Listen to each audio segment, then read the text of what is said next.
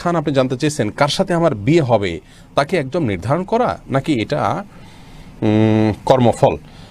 ভাই আনোয়ার, এটা নির্ধারণ করা আল্লাহ রাব্বুল আলামিন নির্ধারণ করে দিয়েছেন কার সাথে কার বিয়ে হবে। নবী করিম সাল্লাল্লাহু আলাইহি ওয়াসাল্লামের একটা হাদিস থেকে সুস্পষ্টভাবে বিষয়ে আমরা নির্দেশনা পাই। কার সাথে কার বিবাহ হবে এটা পৃথিবী সৃষ্টির 50,000 বছর আগে লেখা হয়েছে। কতদিন আগে?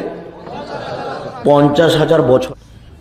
যেদিন মায়ের পেটে 4 মাস, 50,000 বছর আগে যেটা লেখা হয়েছে সেটা আবার লেখা হবে 4 মাস যেদিন মায়ের পেটে।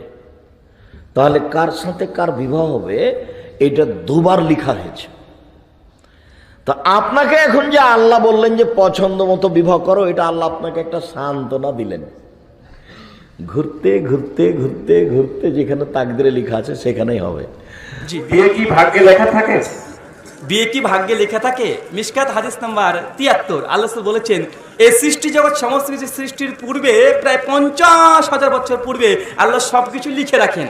এখানে বিবাহ এটাও লেখা থাকতে পারে, সমস্ত কিছু। আসলে মুসলিমে আল্লাহ তাকদির অধ্যায়ের 11 নম্বর হাদিস তাকদিরের আল্লাহ বলেছেন, যখন মাতৃগর্ভে সন্তান চলে আসে 40 দিনে তার আবারও তাকদির এখানে প্রেরণ করা হয়, লাহু মাহফুজ থেকে নিচে প্রেরণ করা হয়। আশা করি সেটি স্পষ্ট হয়েছে।